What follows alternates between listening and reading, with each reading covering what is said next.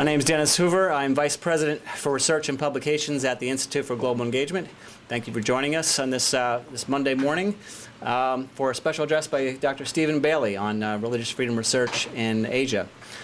Today's lecture is sponsored by the Review of Faith and International Affairs, which is the quarterly journal of the Institute for Global Engagement, where I serve as the executive editor. IG founded the journal in 2003 to provide a forum for careful scholarship and also informed commentary on the role of religion in public life worldwide.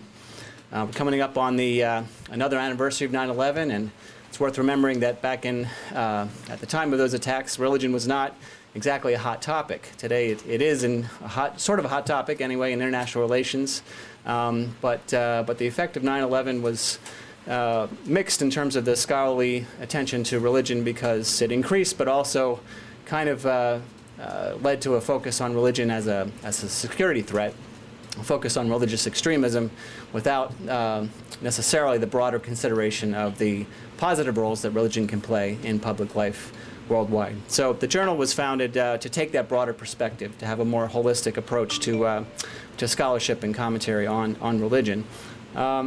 Today's lecture is based on the latest issue of the journal, which you see the cover in front of you. And it was guest co-edited by Dr. Bailey and also Dr. Elisa Autry, sitting to my left. And you'll have a chance to hear a bit more from her later in the Q&A section of the morning's agenda. Before we get to Steve's remarks, some essential thank yous. First of all, thank you to Pepperdine University DC program and its Institute for Public Service and Policy Development for hosting us, especially thanks to Rich Gathro and Ivy Brewer for being incredibly generous and gracious hosts to us in making this event possible. Also want to point out that IG has partnered several times in the past with Rich Gathro's institute on prior events that have led to issues of the journal. Topics including immigration reform and also the role of religion in the Israeli-Palestinian conflict. So we're just really excited to be working with Rich again. Second big thank you goes to the John Templeton Foundation, which is funding today's event and the journal issue that you have a copy of, and also the model syllabus. You also have a copy of that in front of you. It's part of a series. This is the fourth installment of the series that has been underwritten by the Templeton Foundation. Previous installations in the series have included themes of strategies of advocacy for international religious freedom, the rise of Sharia, implications for democracy and human rights, and an issue on religious freedom in the study and practice of U.S. foreign policy. All these issues are available online via our journal's publisher, which is Routledge, a division of Taylor & Francis. And also the video of the prior issue launch events in this series is available on the Institute for Global Engagement website. You can also download copies of the prior model syllabi in the series there. Finally, we are thankful for social media. IGE is on Facebook and Twitter. We encourage you to post, to tweet during the event if you want, or after. You can find us on Twitter @EngageYourWorld, and #RFIA is the hashtag for the journal. So with that, it's now my pleasure to formally introduce our speaker, Dr. Stephen Bailey, who is Professor of Intercultural Studies at Simpson University in California, where he teaches in the area of cross-cultural studies and transformational community development. He's also the Laos Program Officer for the Institute for Global Engagement. Dr. Bailey was involved in relief and development work in Thailand and Laos for 17 years. From 2001 to 2011, he was Associate Professor of Intercultural Studies and Director of the Alliance Graduate School of Missions at Alliance Theological Seminary in Nyack, New York. During that time, he was also Associate Director of the International Fellowship of Alliance Professionals. His work on issues of religious freedom takes him back to Laos 2 or 3 times a year, and he's a frequent contributor to the Review of Faith and International Affairs, with past articles including titles such as Ritual, Relationship, and Religious Liberty in Laos, Contextual Conversion, and Anthropological Perspective, and Foreign Christian Organizations and Social Welfare in Asia. Please join me now in welcoming to the podium Dr. Stephen Bailey. Okay, good morning. Want to thank you for your attendance this morning, and especially thank you to Dennis for inviting myself and Alyssa to work with him on religious freedom research in Asia. And this issue of the review of faith and international affairs. Also want to give thanks to the Institute for Global Engagement, and I am always grateful for former Ambassador Robert Seipel for recruiting me to work with IGE. I believe it was in 2002, so it's been a number of years, and thanks to Dr. Chris Seipel for his very able leadership in that. It's given me a number of really rich opportunities to engage the issue of religious freedom in Laos and some other parts of Asia. As you know, East and Southeast Asia is the birthplace of most of the major world religions, and has much or more human diversity than any other region of the world. The role of religion in the modern nation-states of Asia varies so much that it presents a serious challenge for making academic generalizations about religious freedom in the region. The 8 articles that make up this issue of the Review of Faith and International Affairs not only point out the serious lack of research on religious freedom generally, but also suggest some important lessons for the practice of religious freedom in Asia. This morning, I want to do 2 things. I'll begin by quickly reviewing some of the lessons that I learned reading these articles and helping putting them together. Afterwards, I'll switch gears and focus my remarks on how an Asian conception of religious freedom might evolve. So briefly, here are 6 lessons I learned from the articles that make up this August edition. You'll notice in the PowerPoints as I go along that each of these lessons will have some suggested research questions that for time's sake I won't repeat in my remarks. So first, I learned that Asia is dealing with the relationship between religion and the state in a variety of ways. For instance, some states are constitutionally secular states, such as China, Singapore, Vietnam, Indonesia, Philippines, Japan, and Laos. Other states, meanwhile, have a formalized special relationship with a majority religion, such as with Buddhism in Burma, Thailand, and Cambodia. Then again, some states seem to have an informal special relationship with a majority religion, such as with Islam in Indonesia, Catholicism in the Philippines, Buddhism in Laos, and perhaps Shinto in Japan. This makes me realize how important the national history is when formulating law and policy to protect religious freedom. See, I'm not keeping up here very well, am I?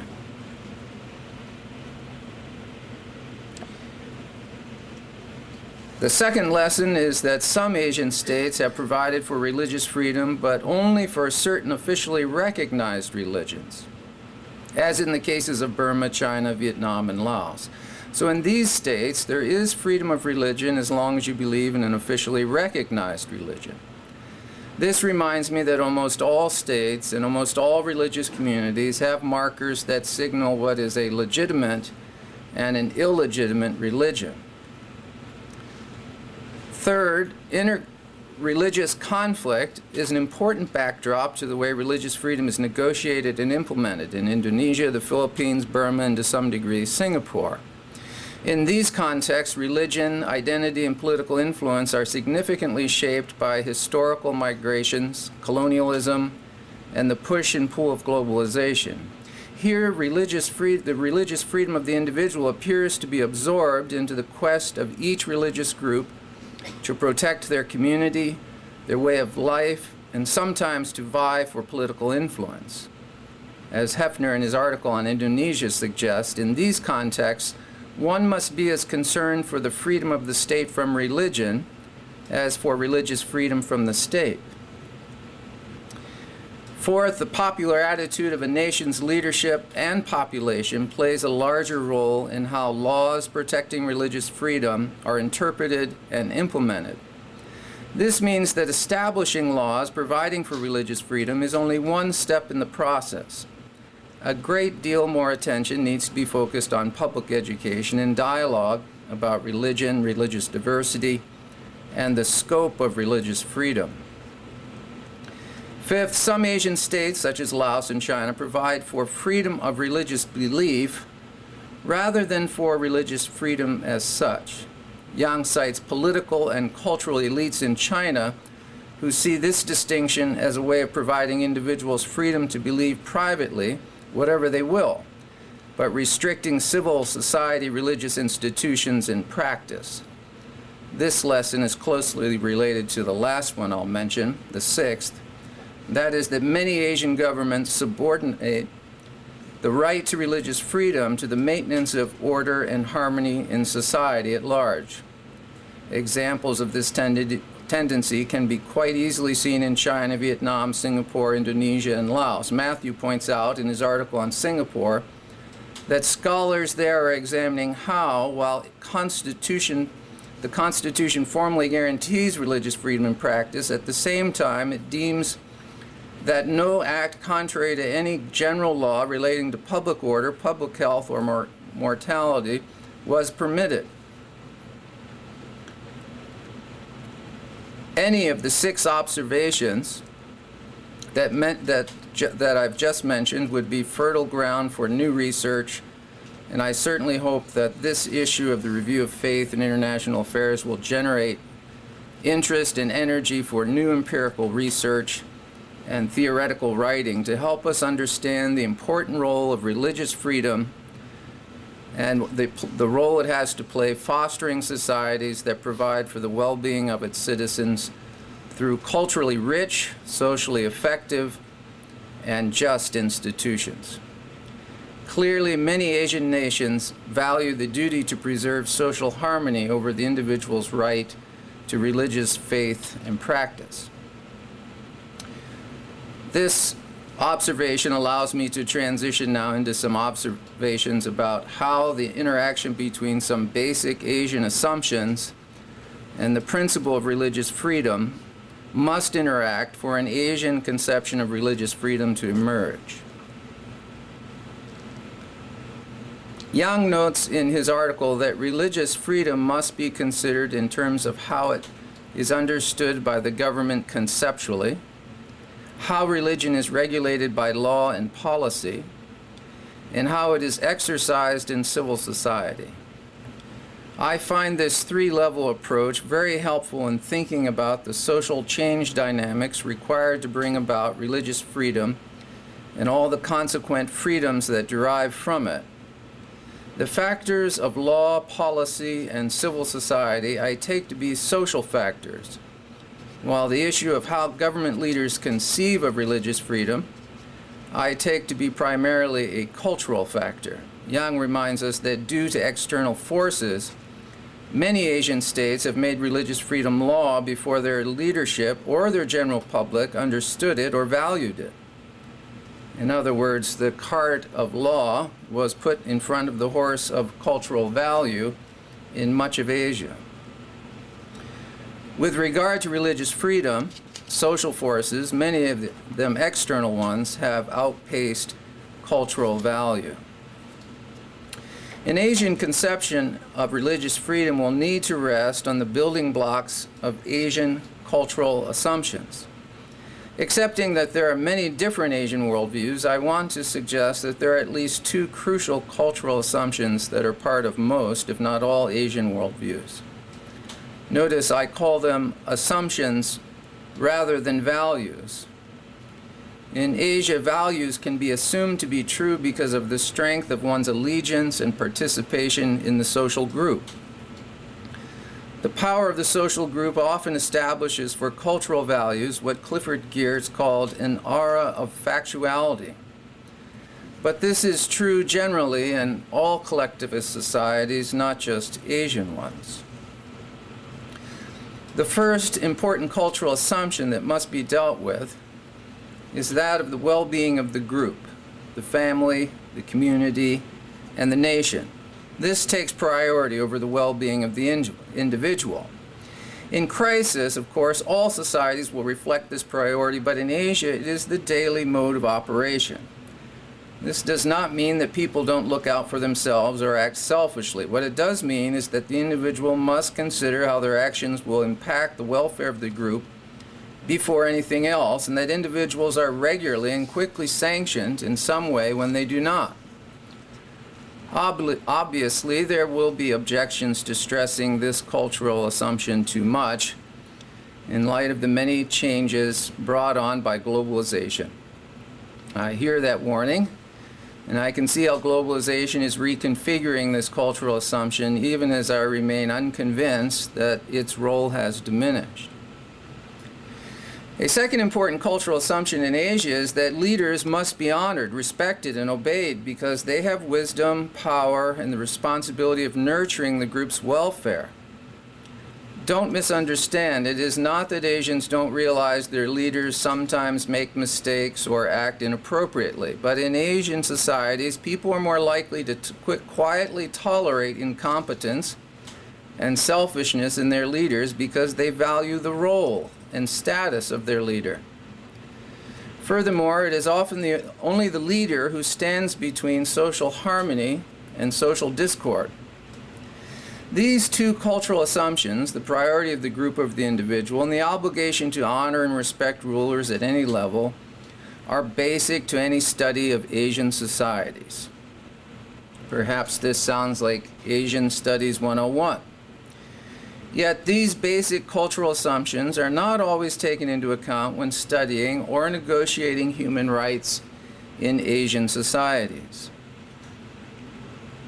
Many efforts to bring Asian nations into compliance with human rights sound to Asians like a request to promote immorality, for that is how many Asians see individualism, and end with Asian leaders feeling dishonored in the international arena. The world has asked that states protect religious freedom, and most states have laws guaranteeing religious freedom. The syllabus you were given today has an appendix in it with the constitutional statements on religious freedom given by the 8 nations discussed in this issue of the journal. Of course, at the same time, restrictions on religion around the world are increasing.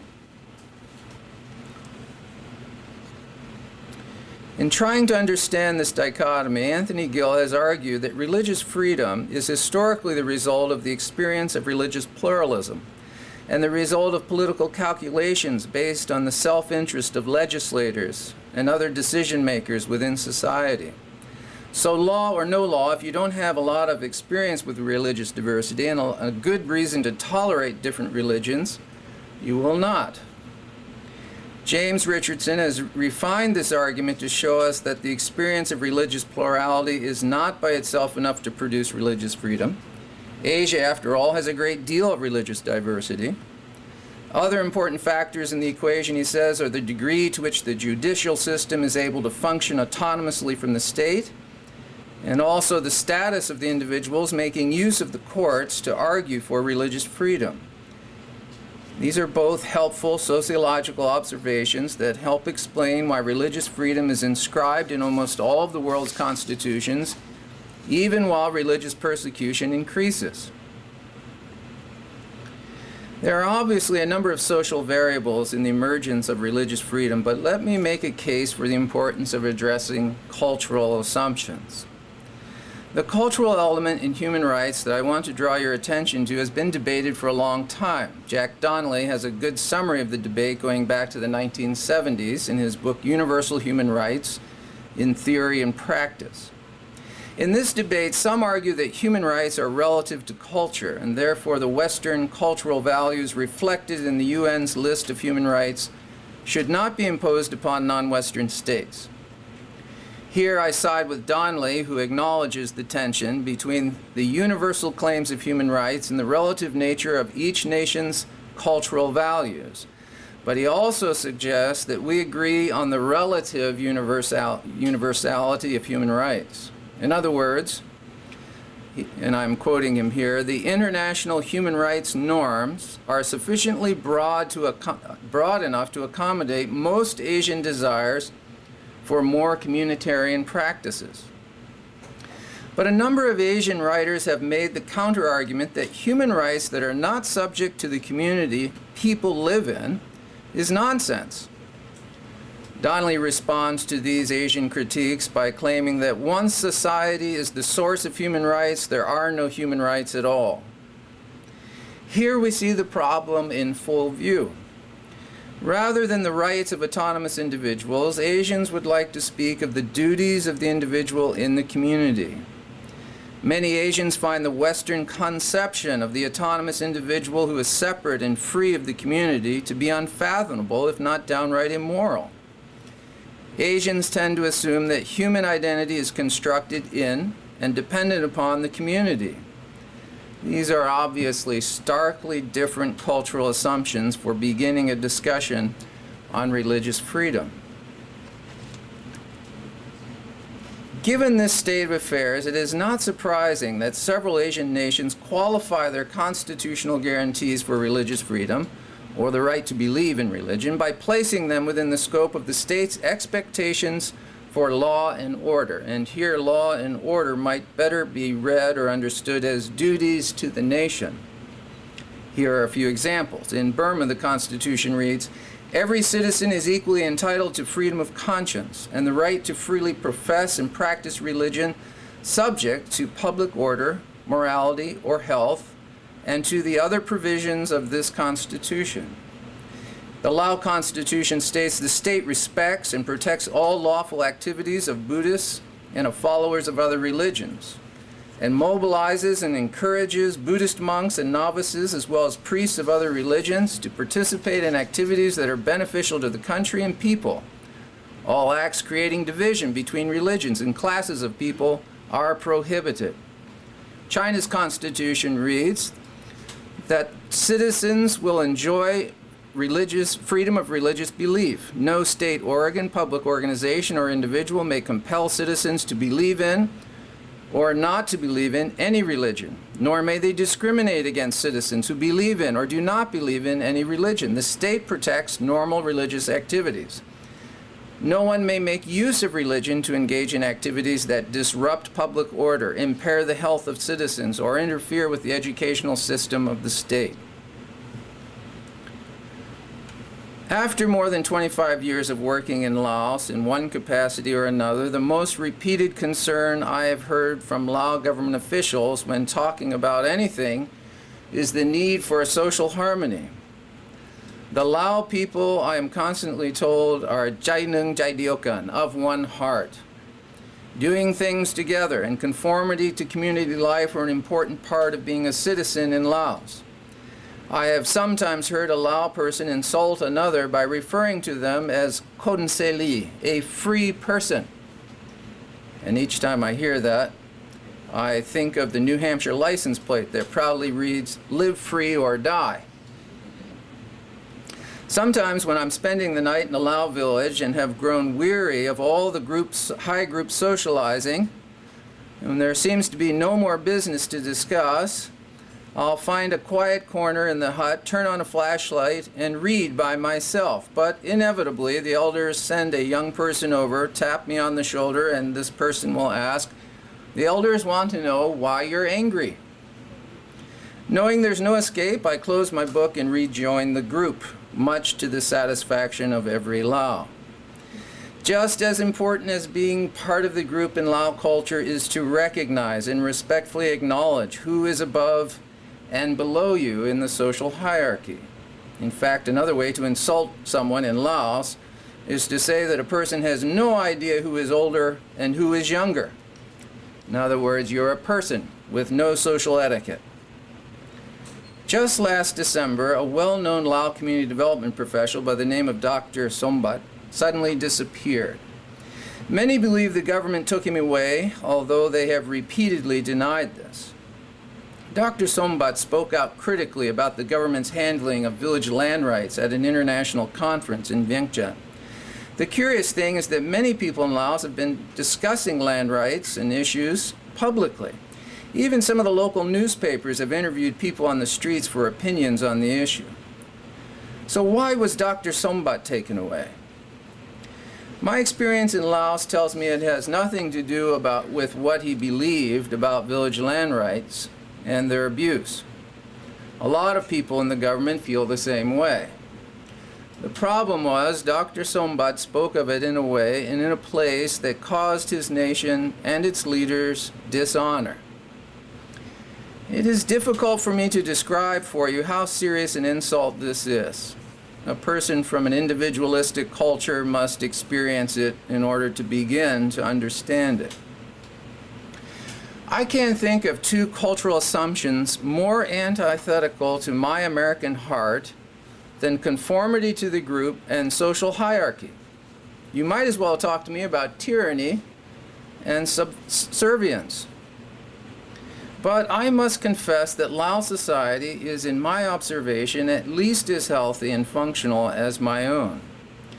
Furthermore, no matter what I think of their cultural assumptions, they are realities that I must engage, that we all must engage if we are to work with the Lao to move towards increased religious freedom in Laos. So what is a Western advocate for religious freedom to do in this context? First, I must realize that if religious freedom is to become a reality in a nation like Laos, it will not look exactly like religious freedom in my home country of the United States. Laos is not going to suddenly become a champion of the individual or stop thinking in terms of hierarchy. There must be a Lao-Asian concept of religious freedom that makes sense in the social realities of this region. Second, while I'm arguing that Asia must find an Asian conceptualization of religious freedom, I am not arguing that Asian cultural assumptions should not change. There needs to be some change in how the Lao think about those who follow different religions, and especially those different from their own. I believe that social and cultural change needs to happen in Laos. The question is, how can change happen in Laos in ways that make sense to the Lao so that they can own the idea of religious freedom? So here are some principles for social advocacy, for cultural change, that can enhance the success of our initiatives on religious freedom in Asia. First, all change is going to be evaluated by how it impacts the identity and well-being of the nation as a whole. Here, one of the concerns of the Lao that the Lao have is with multiple religious subgroups in conflict with each other and the government. Asia does not like unintegrated people or subgroups. But this presents an opportunity for minority religious communities to speak and act in ways that communicate that they are indeed loyal and meaningful contributors to the nation. When religious communities act as if they are isolated power structures that are not accountable for the welfare of the larger community, suspicion and trouble are sure to follow. In short, Asian governments want to know that religious communities not only know their rights, but also what their civic duties are to the nation. Persecuted religious groups are wise when they build convincing narratives about how they belong to the nation and play meaningful roles. These narratives are most convincing when religious communities tangibly contribute to the well-being of their fellow citizens. Second, trust between religious subcultures, majority religious communities, and the government will take time and social engagement. Making religious freedom law and policy does very little by itself in any nation. Governments, religious communities, and advocacy organizations need to create safe social spaces that allow people to exchange information about their religious communities and for shared social experiences. Face-to-face communication over noodles or rice may be among the most important tools in any change process in Asia. Cultural assumptions can change with new social interactions. Third, religious communities and advocacy organizations must protect the honor of Asian leaders by using indirect communication strategies. In Asia, it might appear that subordinates have no power to change the minds of their superiors, but people experienced in social hierarchy know better.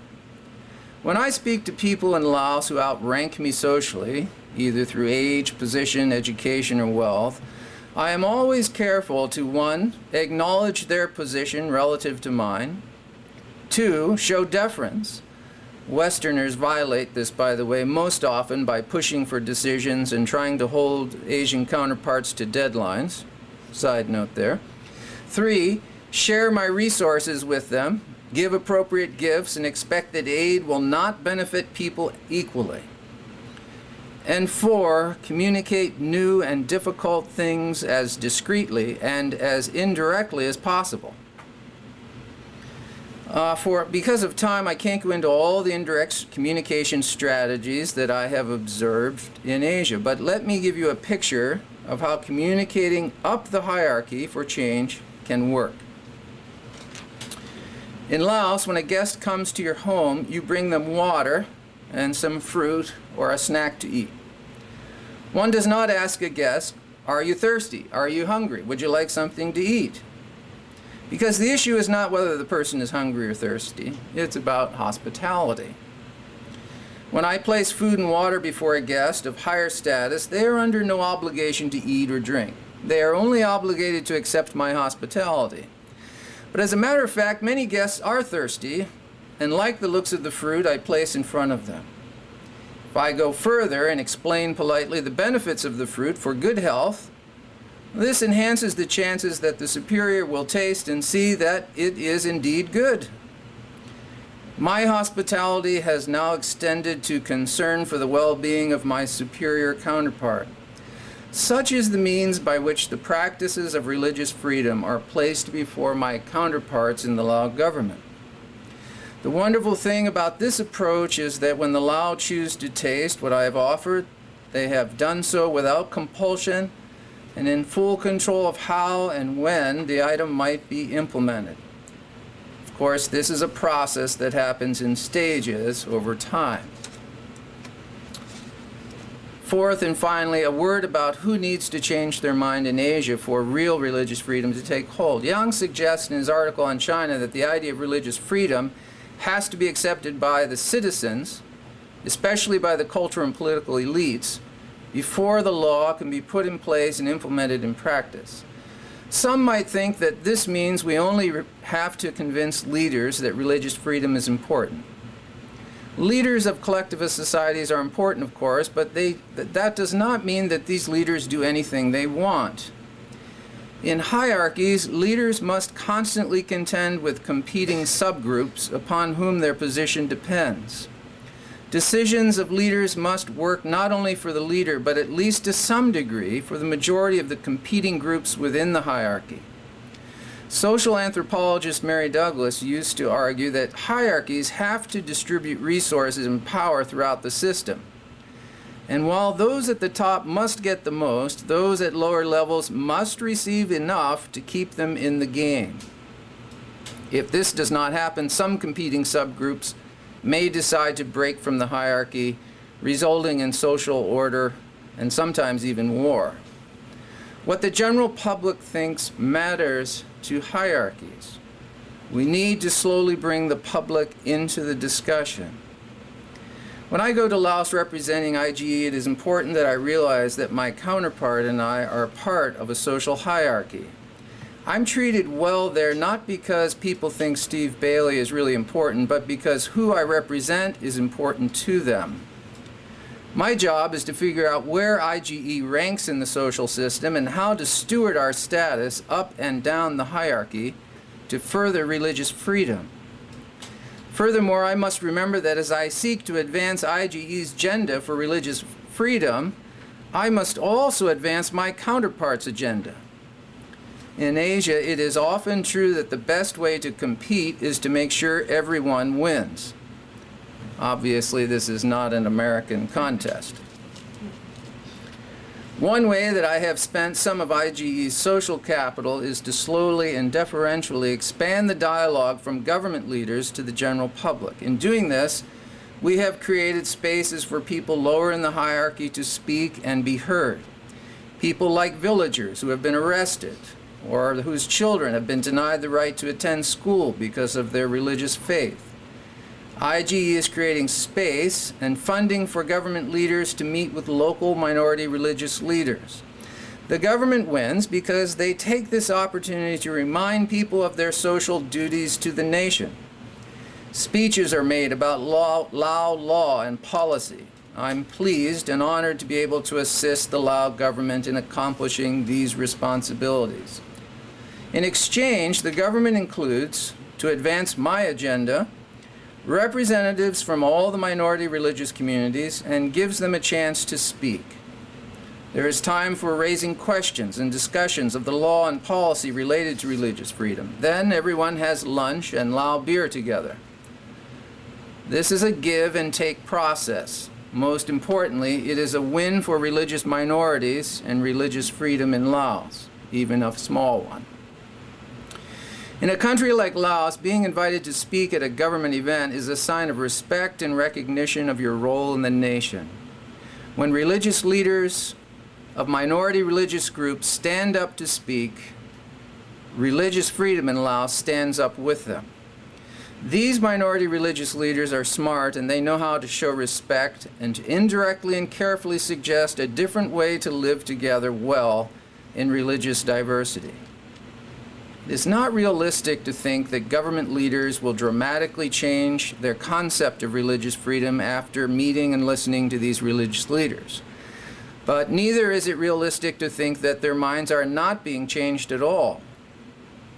In these dialogues, government and religious leaders are getting to know the religiously oppressed personally and learning new ways to think about religious plurality and freedom. In the end, it simply is more difficult to arrest people from minority religions after you have eaten rice with them out of the same sticky rice basket. Not fully appreciating the social game being played here, one could be cynical of this social exchange system.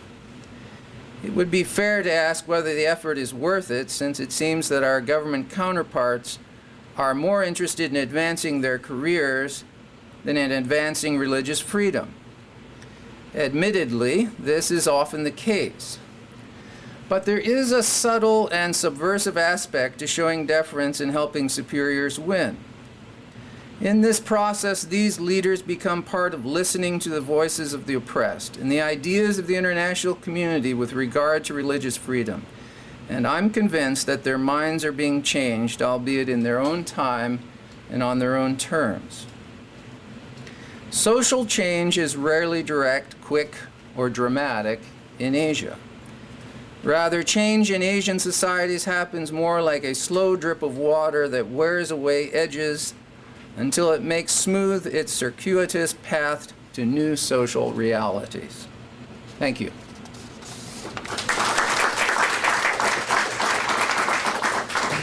Thank you for a very rich presentation. Basically a semester's worth of anthropology, sociology, political science, and law in half an hour. So a lot for us to chew on.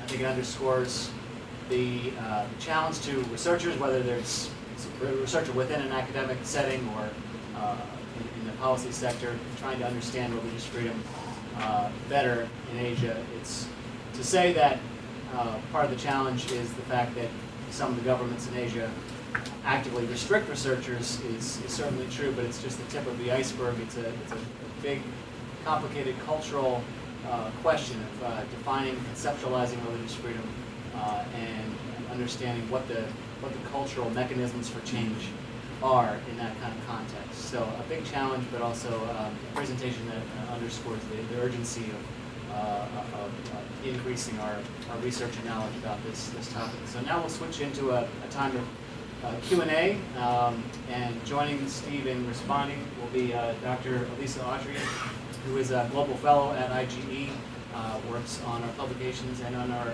East Asia programs. She's an accomplished sociologist of religion with expertise especially on religion in China. Hi, I'm Joe Domas with the State Department. Thanks for the talk. It was very interesting and enlightening. Just the terminology, the religious freedom, that phrase itself, it seems like that might be a particularly sensitive one to people on Laos, especially after hearing individualism, freedom being associated with immorality. So do you use that term? Do you play with other terms? How important is that? I can answer from the Lao context. I'd be interested in maybe some comments from my colleagues from other contexts. It's an interesting question because we almost, when we're speaking Lao in these meetings, we almost never use the word freedom. It does come up because they know it's international language, as they would refer to it. What they would prefer to talk about, they call the seminars religious solidarity seminars. Okay, that's kind of both Asian and communist at the same time, I suppose. But the context of going over Lao law, once they start reading Lao law, the word of freedom is the word right is used. So they're using international language in their law. They don't, the government leaders are very reluctant to use it from the podium, but clergy of various religious groups are quick to use it. So it's kind of, they asked me to use a particular set of language in terms of its title, knowing full well what the contents of the seminars were about. And so we agreed to that language for the name of the seminar as it's put in the newspapers. But if you read the articles, then you realize this is about religious freedom and rights for religious communities. So yeah, even over that, even over language, it's a negotiated process, yeah. Yeah, this is a great question. Follow up on what Steve said. This is a very sensitive concept. Part of it is because if you look at who are the ones actually conducting research about freedom religion, typically there are three types of people. There are advocates, and then there are people who have been persecuted in country, and also there are state workers. So in many countries that we have been studying, China, Laos, and Burma, virtually almost no scholarly research in this area of freedom religion until the early 1990s, because all the available things you can find are mostly about international NGOs or foreign advocates that already has pretty much politically charged language. So when the in-country state newspaper or scholars approach freedom religion already, they look at it under the framework of this is the political issue instead of this is the issue that we can study as any other issues about religion. This is very interesting to me. It's an area and work of IGE's that I would have liked to get into more during my tenure as the head of the Office of International Religious Freedom.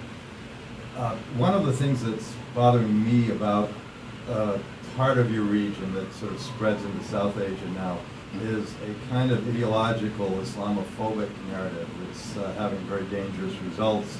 And in addition, in Sri Lanka, where it seems to be the most focused, maybe it's an island nation, it's like a petri dish you can isolate, it's having very deleterious effects not only on Muslims but on Christians who, and if you read Sri Lankan history, there's a long narrative of, yeah, we'll allow you, the British colonizer, in, but keep proselytizing down. And the Christians are accused of proselytizing, the Muslims are accused of, I mean, it's a calamity of imagined wrongs and so forth. So the ideological factor is my question. Maybe I can, I don't know that I can probably satisfy you with a great answer, but as I'm listening, what comes to my mind is that I would say most of the religious persecution going on in Asia is a direct result of people changing their religious faith or the threat of proselytizing from one religious group into another group. I think you can be much more hopeful if we could just say, all right, we'll talk about all the religious groups in Asia, and we'll kind of create a social borderline, and we'll all stay within our communities. I think you could negotiate religious freedom probably in a couple hours. The question becomes, do people have the right to join other religious communities? Because, of course, as you've said, in South Asia particularly, the political implications become very important. And in most of Asia, I think even after beyond the politics, the local discord, the local conflicts within families, within villages, that comes from people leaving the tradition of the elders, if I can put it that way, is very, very acute. I think for parents in cities, my observation is kids it's usually young people who look to other religious communities or experiment with them. I think that what I have seen is that parents are chiefly concerned with, well, are my kids going to continue to be loyal to their family and their nation? And does this religion teach them those basic principles? Now, I wouldn't say any parent is happy about their young people shifting from one religious community to another, but I have seen it tolerated if these social ideals are upheld and the family feels that, okay, they're still within our authority, they're still paying attention to the authorities of the community. But I think the issue of proselytism and changing religion, the threat of people changing religions, is really at the heart of what people are afraid of. Yeah, I think this is ideology is a very key issue. But interesting about the Asian context is how the state views ideology. For example, in the Singapore case, we don't deny that they recognize Islam is a threat. But in Singapore, they standardize, in order to desensitize this issue, they actually standardize all Islamic education at all levels. And they even specifically want to emphasize on the state endorsement on the issue of the role of Islam in civil society. And they talk about the role of jihad. So they recognize the threat, although the assumption could be questionable. But then they turn that into a standardized education to minimize the issue of threat. Thank you. My name is Ben Rogers. I'm from Christian Solidarity Worldwide. I flew in from London yesterday, and thank you very much for a really informative and excellent presentation. My question builds on actually the previous question, because I work on 3 areas, 2 of which are relevant to this question. I work on Burma, Indonesia, and North Korea, and I'll put North Korea to one side. And just looking at Burma and Indonesia, in both those countries, firstly, both those countries are very religiously and ethnically diverse, although there's obviously a majority of religion in both. And both countries have, to a certain extent, had a tradition of pluralism. Indonesia more so than Burma, but it's been a sort of tradition of pluralism to a certain extent in Burma. And I'm wondering what your thoughts are on the dangers for these 2 patterns that we've seen emerging in recent years that were referred to in the previous question, of what you could call militant Buddhism in Burma and radical Islamism in Indonesia. The dangers for them to feed off each other. So the dangers for what's happening in Burma to Muslims to attract radical Islamism and jihadis to go into Burma. And similarly, we're already seeing in Indonesia Buddhist monasteries being attacked because of what's happening in Burma. What are your thoughts on the cycle of militancy that could develop between militant Buddhism and radical Islamism in Southeast Asia? I think I'll have to probably just give a descriptive comment. What my observation is that religions are increasingly tapped for the moral authority, if you will, for political causes. You see this even in Thailand, when a political party is really trying to get the moral upper hand to drive its political agenda or to get rid of people. You know, of course, terms like corruption and lying are used, but appealing to a monk, for instance, in the context of Burma or Thailand, is kind of like your ace in the hole in terms of moral authority. And this provides a very powerful legitimization to the political agendas that they might be able to successfully attach to the symbols of religion.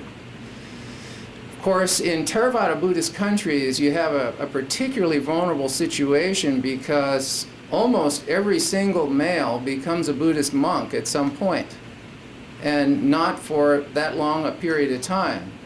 So you are funneling in the dissatisfaction in political ideas of the young through the monastic community at an incredible rate. I think in Southeast Asia that makes the political linkage with the moral authority of monks a very powerful one when people are unhappy. I think if I extend any comments to the Islamic world south of that area, I'll probably be out of my depth. So I'll defer to others maybe who can speak more authoritatively on that.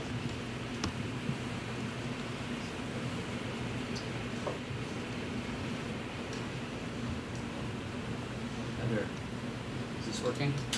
Yes, just have to speak up. It picks up. Okay. I'm Paul Giacomini, and I have served with an NGO called Lead Asia for the past few years. I helped start Lead Asia in Bangladesh in 2005, where I lived for 5.5 years. And now I live in DC, and I'm getting involved in a conversation with the State Department about conflict management and conflict interventions or conflict prevention in Asia in general, and specifically in Bangladesh in anticipation of upcoming scheduled elections. Bangladesh is you could argue, a radicalizing environment where there is pressure within a minority of Muslims in that country to be more actively involved in social protest in favor of Sharia law having a more prominent place in society. At the same time, it has a long tradition of Hindu and Muslim coexistence. And it has very small Christian and Buddhist minorities. So it's with that background that I'm asking this question. It sounds to me like you have a model in mind, perhaps from your Laos experience, but you'll also be familiar with models from other contexts of what this process of influencing government officials towards taking a moderate, open, religious freedom perspective looks like.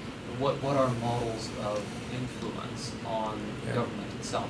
But also, what are models that you have seen of social mobilization in favor of an open-minded perspective towards religious coexistence? So the formation of these dialogues, what did you call them, religious solidarity dialogues? Yeah.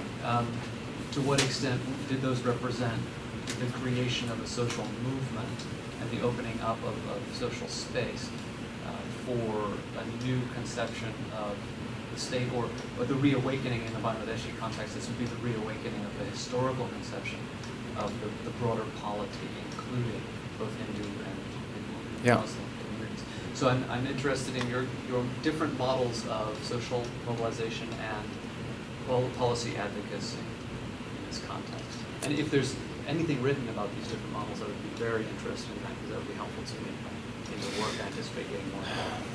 I will have to plead some ignorance on lots of different social models for change on this issue. I think the standard approach has been to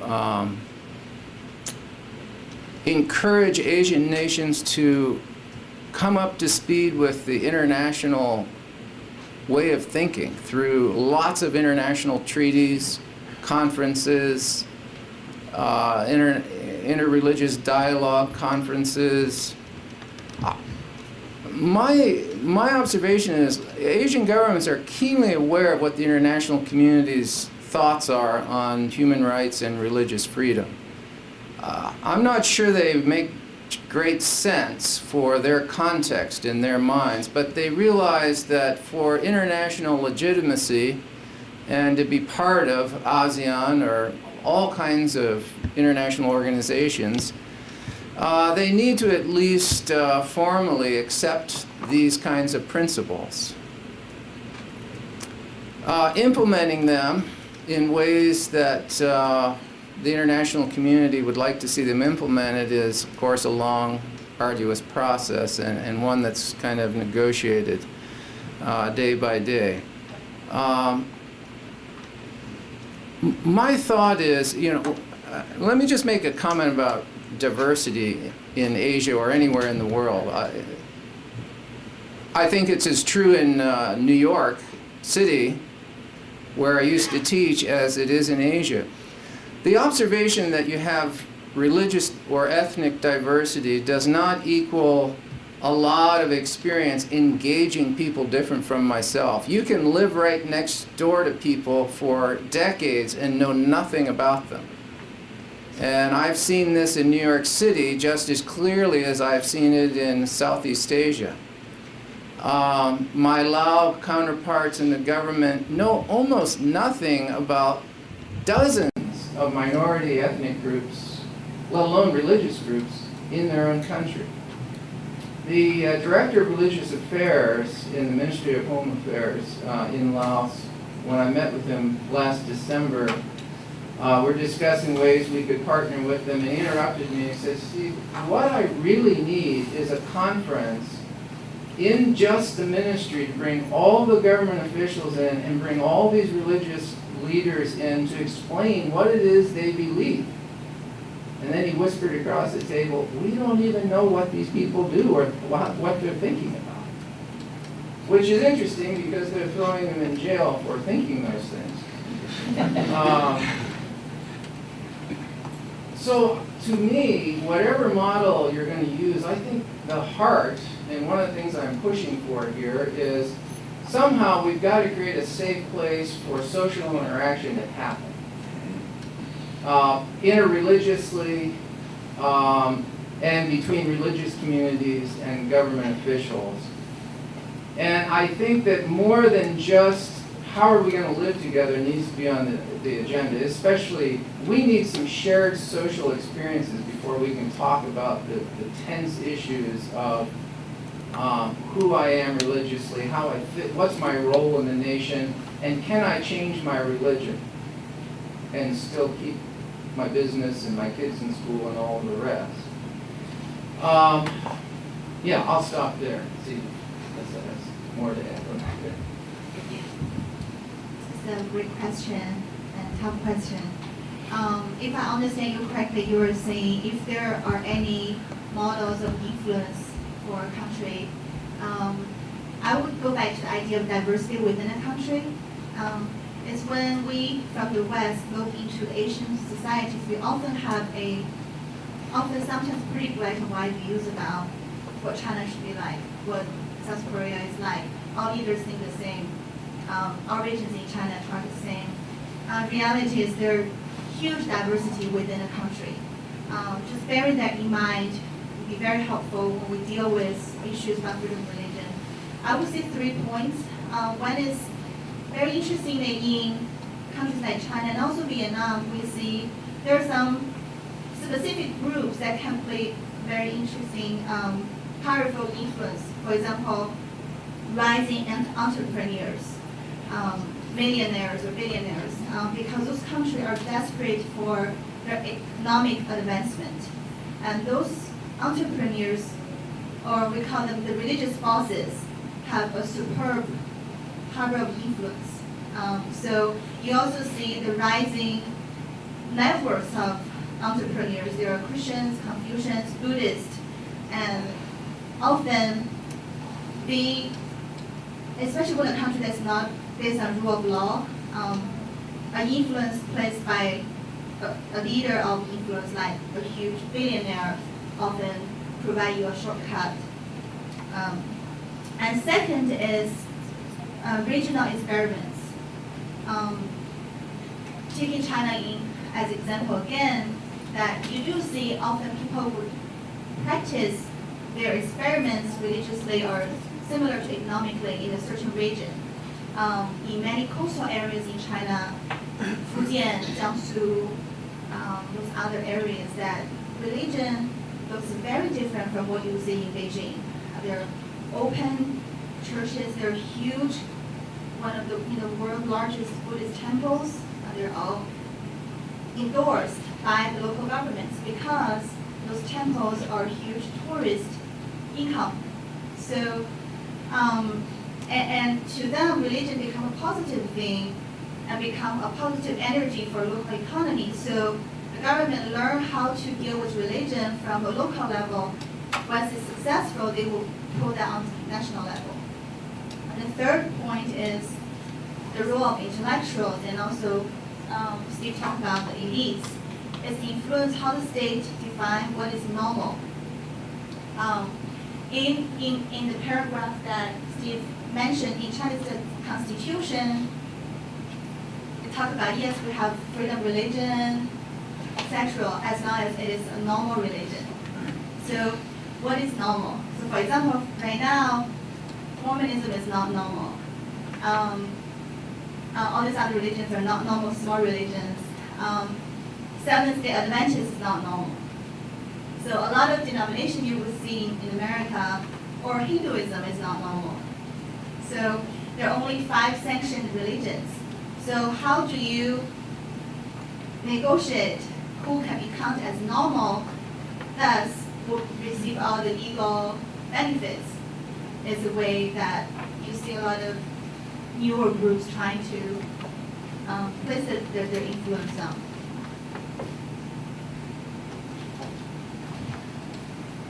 Good morning, and thank you all for this great presentation this morning. My name is Rachel Washington. I'm with the U.S. Department of State, and I was wondering if you all could speak to the issue of nationalism as it relates to religious freedom, particularly in Burma and China.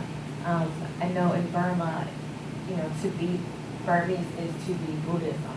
So, well, on the flip side, in China, there isn't necessarily a particular religion per se, but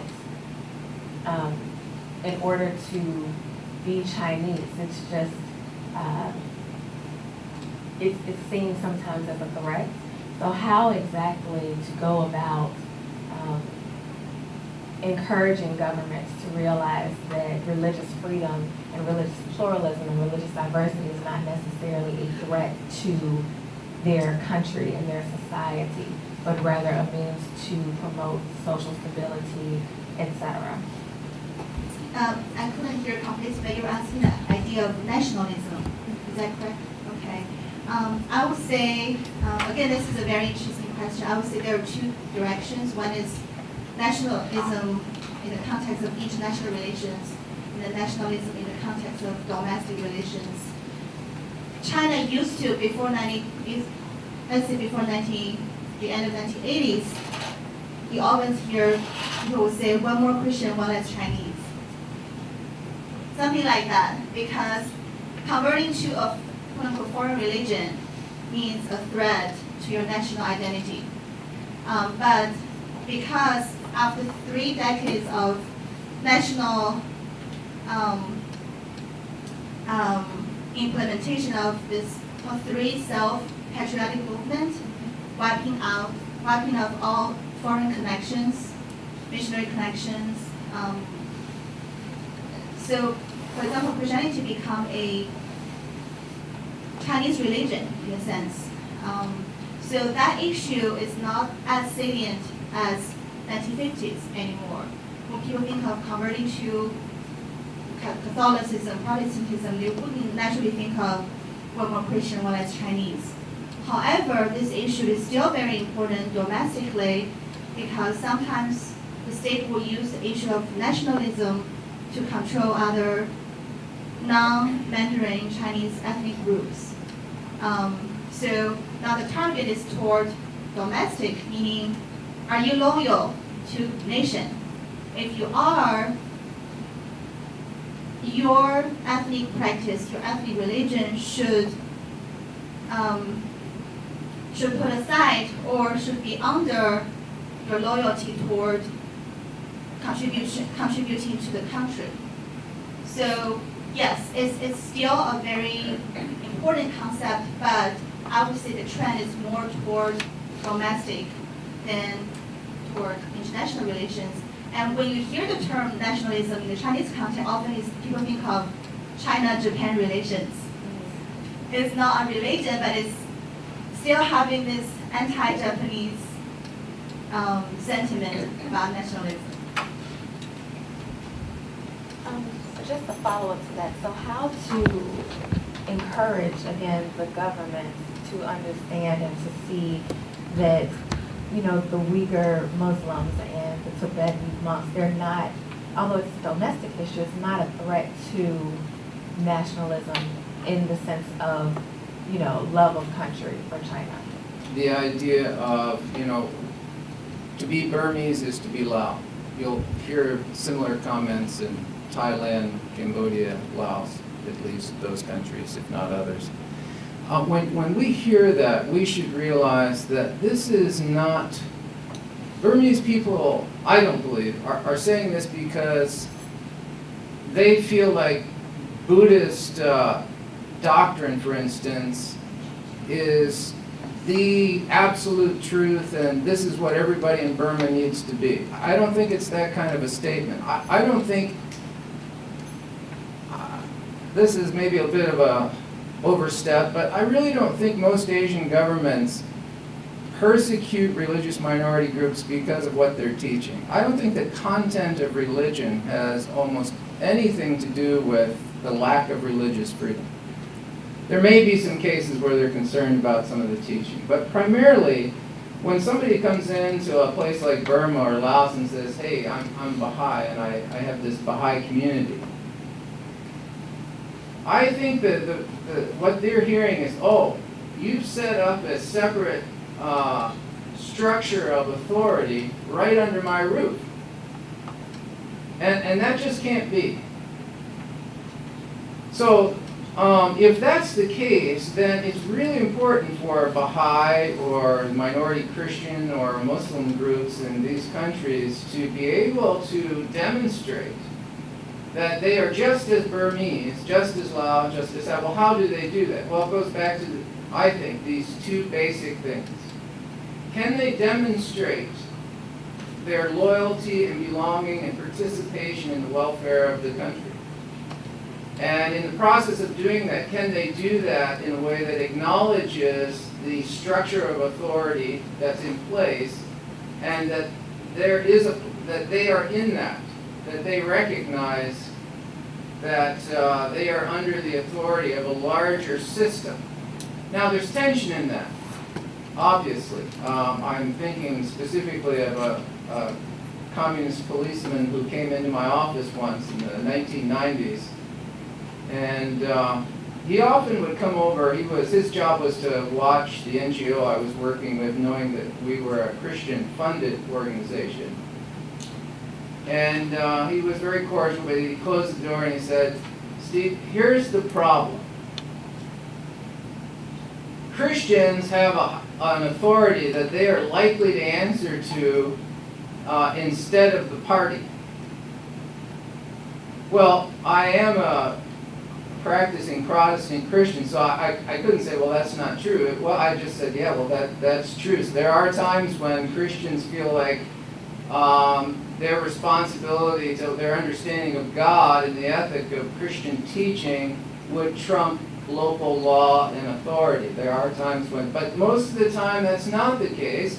But there are times when people of religion will do that.